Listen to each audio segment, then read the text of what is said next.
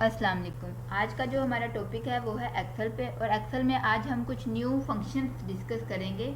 आज हम एक्सेल में डेट को स्प्लिट करना सीखेंगे कि डेट को ईयर, मंथ और डे में कैसे स्प्लिट करते हैं। हम एज फाइंड करेंगे और हम ज्वाइन करेंगे, मतलब करेंगे दो सेल्स को एक ही सेल में, मतलब दो दो सेल में, जैसे आयशा अलग सेल में लिखा और किरण अलग, तो इनको एक सेम सेल में कैसे करना है वो हम आज वो वाले फंक्शंस यूज़ करेंगे, वो वाले फार्मूलाज हम फाइंड करेंगे कैसे करते हैं। तो चलते हैं हम अपने टॉपिक की तरफ। हम पहले डेट है और डेट को हम पहले स्प्लिट करना सीखेंगे किस तरह करते हैं। मेरे पास कुछ डेट्स लिखी हैं, ये हमारे पास कुछ डेट्स हैं 12, 9, 21, 19। ये मैंने सारी डेट्स फाइंड करनी थी, इसके ईयर और मंथ और डे। अब हम ये लास्ट में एक रह गई है जिसको मैंने नहीं फाइंड किया था, यहाँ पे आपको मैं फाइंड करके दिखाती हूँ कैसे करते हैं। इज इक्वल टू ईयर, क्योंकि ये हमारे पास ईयर फाइंड हो रहा है तो हम इसको ईयर के लिहाज से करेंगे ईयर। और या तो इसको देख लें कॉलम वाइज, कॉलम और रो कौन सी है।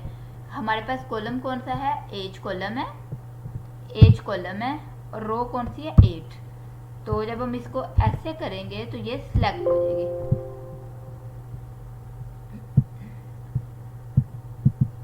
सॉरी,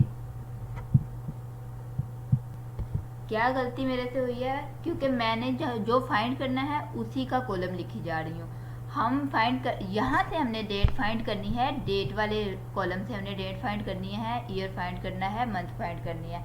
तो हमने यहाँ पे जी वाला कॉलम लेना। कौन सा कॉलम लेंगे, जी कॉलम लेंगे, और रो कौन सी हमारे पास है, 8। अब हम इसको एंटर, ब्रैकेट बंद करेंगे, एंटर करेंगे तो इन्होंने बता दिया है कि हमारे पास ईयर कौन सा आ रहा है, 2021।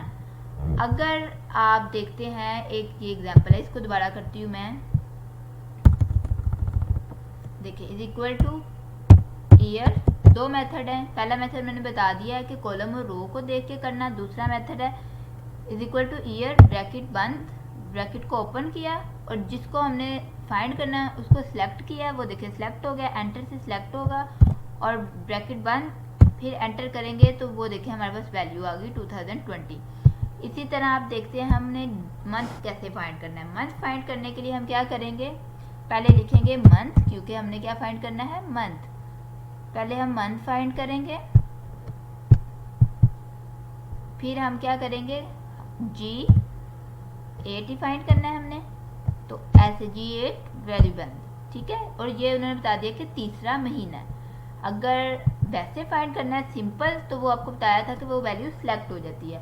अब देखें कि हम करते हैं, चलें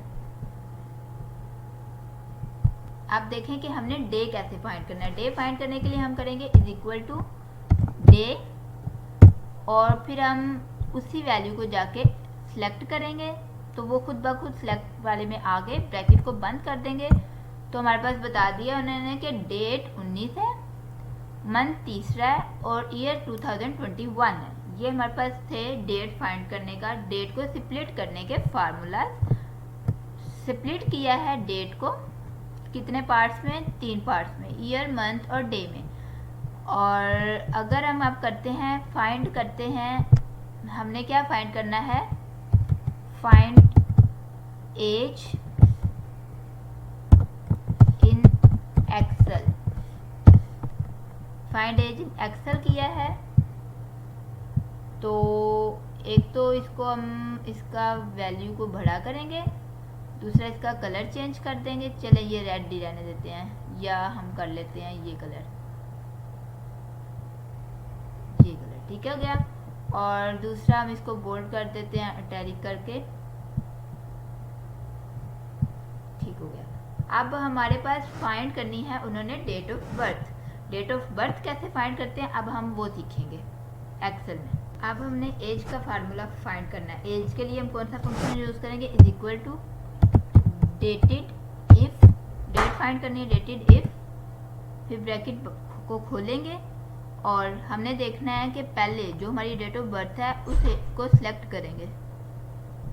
अच्छा, हमने जो डेट ऑफ बर्थ है हमारी उसको सिलेक्ट किया, और फिर जो हमारी आज की डेट है उसको सिलेक्ट किया, फिर कोमा, और फिर हमने क्या करना है, हमने ईयर्स फाइंड करने हैं कितने, तो फिर हम ऐसे लिख देंगे y और फिर हम कर देंगे ब्रैकेट को बंद। तो हमारे पास देखें 25 ईयर्स ओल्ड आ गई है, ठीक है, 25 ईयर्स आपकी एज आ गई है। इसी तरह हम इसको नीचे वाले को भी फाइंड कर लेते हैं, इज इक्वल टू, फिर हमारे पास क्या आएगा, डेटेड इफ की फंक्शन यूज़ करेंगे हम, ब्रैकेट को खोलेंगे और हमारे पास क्या करना है, पहले इसको सिलेक्ट करना है जो हमारी डेट ऑफ बर्थ है उसको, और फिर हम आज की डेट को सिलेक्ट करेंगे, वो खुद ही होगी जब हम एंटर करते जाते हैं, और फिर हमने क्या करना है, कोमास लगाएंगे और ईयर फाइंड करके ब्रैकेट को बंद करके एंटर करेंगे तो हमारे पास एज आ जाएगी। ठीक हो गया।